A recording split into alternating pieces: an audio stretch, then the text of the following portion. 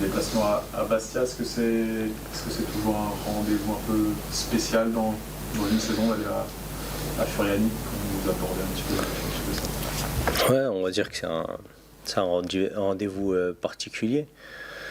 Mais pour nous, les joueurs, ça ne change pas grand-chose parce que ça reste un match et on se concentre comme tout match.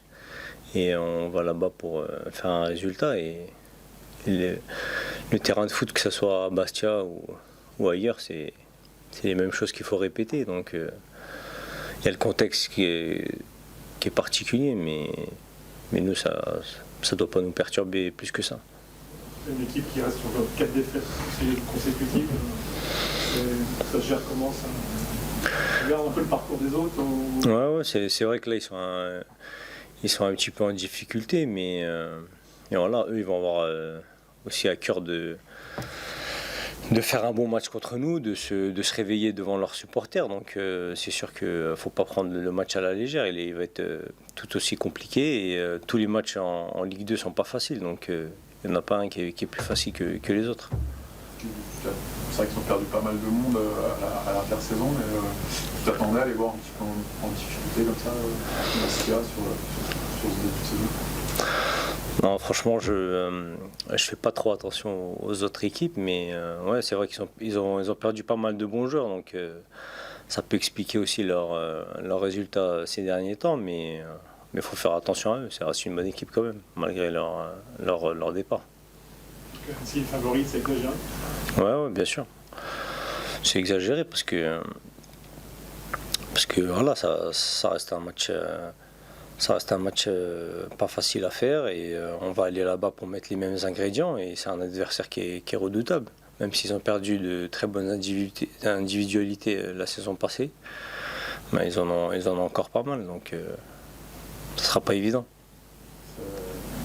Ce sera sans le coach au plus près de vous. Est-ce que ça a changé quelque chose? Est-ce que c'est dans le joueur c'est particulier ça de ne pas avoir le coach plus près ou dans le vestiaire? Ouais, c'est sûr que ça sera particulier de ne pas l'avoir sur le banc. Mais voilà, il va faire le voyage avec nous, il prépare la semaine avec nous. Voilà, tous les joueurs savent ce qu'ils ont à faire, donc il sera dans la tribune, donc c'est comme s'il était sur le banc.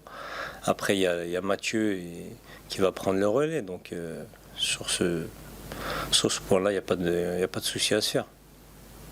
Sur le début de saison là, de l'équipe, comment tu juges un petit peu ça?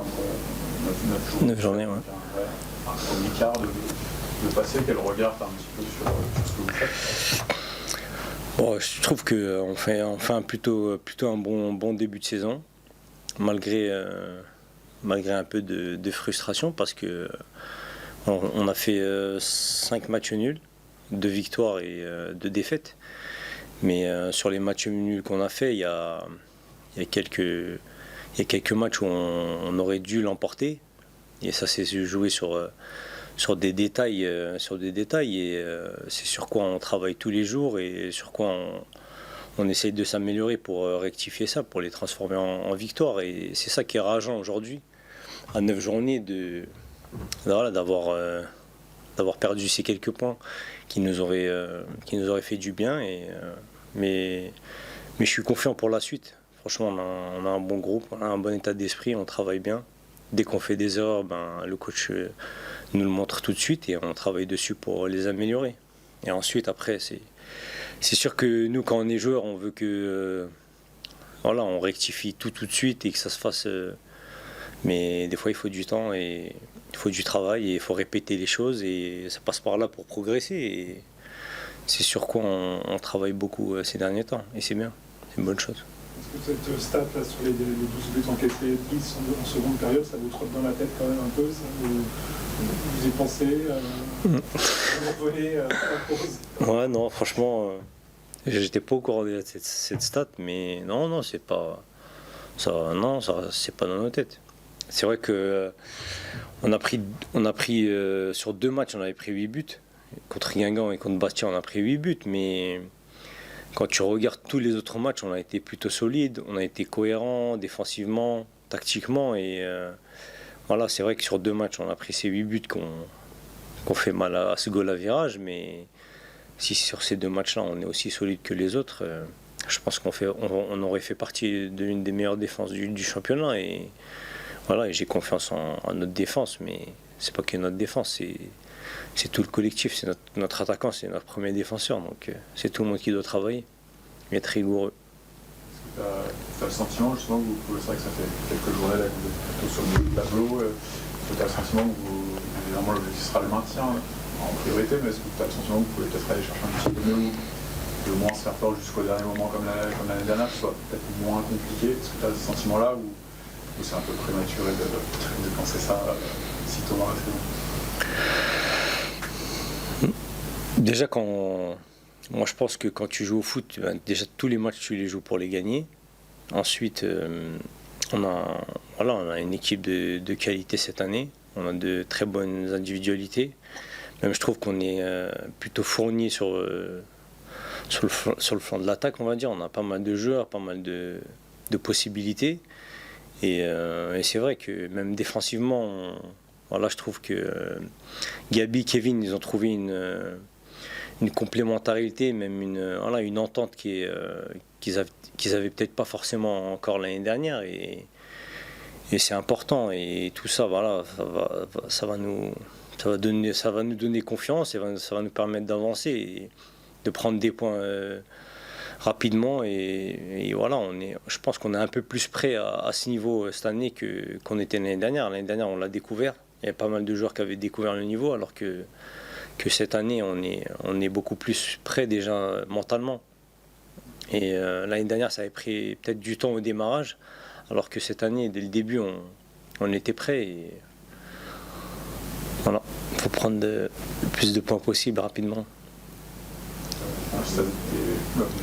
L'objectif, c'est vraiment d'être serein en fin de saison, quoi. Ouais, bien sûr, l'objectif, il reste le même. C'est faut qu'on se maintienne le plus vite possible. Et après, on a tous de l'ambition. Tous les joueurs ont de l'ambition. Donc, on va essayer de faire le mieux.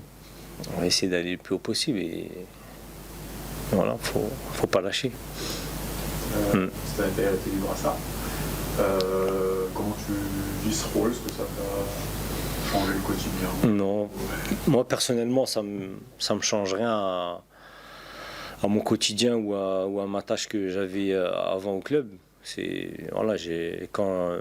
Même par le passé, quand il fallait que je prenne la parole, je la prenais. Quand il fallait que je parle à mes coéquipiers, je le faisais. Et donc, d'être capitaine ou pas, ça change rien à mon rôle aujourd'hui. Tu aimes ça, justement, pouvoir t'exprimer, prendre la parole, c'est un rôle qui te convient? Pas forcément, parce que je suis quelqu'un d'un peu introverti, mais c'est vrai que c'est avec la maturité, on prend de l'âge et peut-être quand on est jeune, on n'ose pas trop parler. Et voilà, aujourd'hui, c'est que positif de parler. On est là pour ça en plus, nous, entre guillemets, les anciens de l'équipe, pour aider les jeunes et pour gagner du temps. Donc notre expérience, elle est importante pour ça, quoi. Tu forces un peu la nature, c'est bien. Ouais, exactement.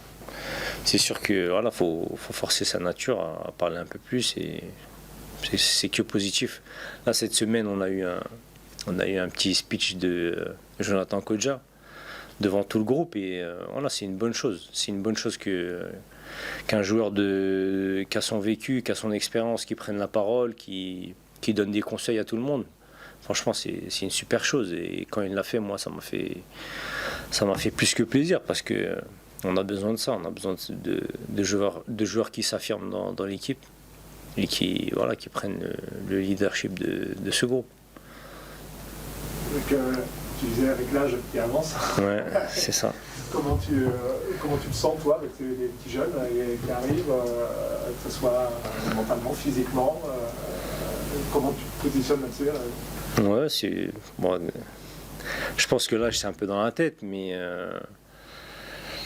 non, moi, que ce soit cette année ou 2-3 ans en arrière, j'ai le même rôle. J'essaie de parler avec les joueurs, j'essaie de leur donner des conseils comme je peux. Et voilà, je pense que l'âge, c'est dans la tête. Et si on a toujours envie, physiquement, ça se ressent. Donc Moi, physiquement, je sens pas que j'ai de problème, je me sens bien encore. Et c'est la tête qui fait avancer, donc voilà. Tu fais tout pour que ça avance. Hein, ouais. Ouais, exactement. Après, faut se préparer, il faut faire tout pour que ça dure le plus longtemps possible. Parce qu'aujourd'hui, les années elles sont comptées à mon âge. Donc, moi, j'ai pas envie de m'arrêter maintenant. J'ai envie de continuer à jouer au foot le plus longtemps possible. Et ces derniers temps, on voit qu'il y a pas mal de joueurs qui arrivent à durer. Donc, c'est que les joueurs sont plus prêts, sont dans tous les aspects. Donc voilà, on essaie de se préparer au mieux pour durer. Ça demande des efforts. Enfin, c'est quoi ta recette pour durer? Non, ma recette, non, c'est de travailler, de faire attention à ce que tu manges, c'est de se préparer, c'est que voilà, aux entraînements, tu dois mettre de l'intensité parce que au match, l'intensité, elle est tout aussi importante, donc tu n'as pas le droit de te relâcher. Et c'est pas qu'une fois, 2 fois, 3 fois, c'est 10 ans, 15 ans, c'est depuis le début, c'est depuis très longtemps, tu dois avoir cette exigence. Et aujourd'hui, voilà, des fois, on va prendre des buts, on va faire des erreurs sur des détails que le coach va rectifier sur des comportements, sur de la rigueur à certains jeunes joueurs, mais il faut avoir envie de se l'imposer directement, et c'est ça qui va permettre de passer des paliers à tout le monde quand tu es jeune, et voilà, pour progresser. Tu parlais de l'âge qui avance, tu fais partie des joueurs du championnat, même pas de l'équipe, qui courent le plus, qui font plus de distance. Est-ce que tu es surpris même d'être si bien classé par rapport à l'âge, etc. On peut se dire qu'on doit vraiment décliner, mais ça n'a pas l'air d'être ton cas encore. Non, c'est bien, c'est une bonne chose. Ça montre que je suis encore en forme, déjà. Mais c'est vrai que encore hier, le coach nous a dit à moi et Vincent, c'est bien, vous courez, vous êtes des machines, mais il faut mieux courir.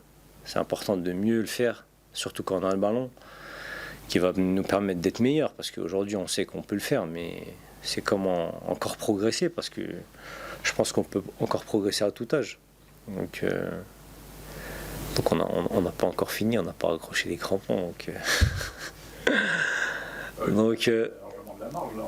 Voilà, on prend tous les conseils qui peuvent nous arriver aux oreilles, on les prend et on essaie d'avancer. C'est important. C'est beaucoup d'efforts. Il n'y a pas un moment où on se dit, on voit que tous les joueurs qui tiennent, Giroud, voilà, on voit que c'est une hygiène de vie stricte, on s'interdit certains écarts, et tout. À un moment, on se dit, bon, je peux vivre aussi un petit peu. Qu'est-ce qui fait tenir? Ouais, franchement, je pense que c'est la tête. Si tu as des objectifs, je pense que c'est ça surtout, c'est d'avoir des objectifs. Et moi, j'en ai encore, et c'est ça qui me permet de maintenir cette hygiène de vie. C'est que voilà, j'ai encore faim et j'ai encore envie de prouver, parce que le football, tu dois tout le temps prouver. C'est tout ce que tu as fait au passé, c'est oublié. Tout ce que tu dois toujours prouver. Tu peux pas te relâcher. Et c'est une pression constante qui s'arrête jamais. Et tant que tu peux la supporter et que tu aimes faire ça, tu continues et tu t'arrêtes pas.